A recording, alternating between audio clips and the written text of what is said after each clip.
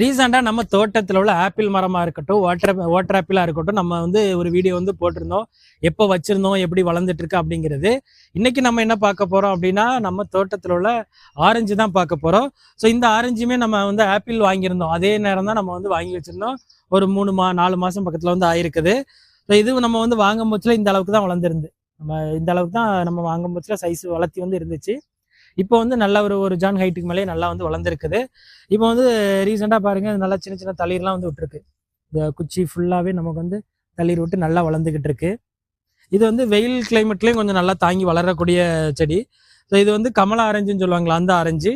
So இது வந்து இன்னும் கொஞ்சம் நாளாகும், ஒரு 2-3 வருஷமாச்சு ஆகும் நமக்கு வந்து கொஞ்சம் நல்லா பெருசாகி காய்க்கிறதுக்கு.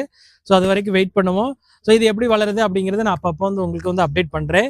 ஸோ இந்த வீடியோ பிடிச்சிருக்கும் அப்படின்னு நினைக்கிறேன். ஸோ இது இல்லாமல் நம்ம தோட்டத்தில் டிராகன் ஃப்ரூட் இருக்குது, அன்னாச்சி நம்ம வந்து வச்சு வளர்த்துட்டு இருக்கோம், அதுவும் இருக்குது.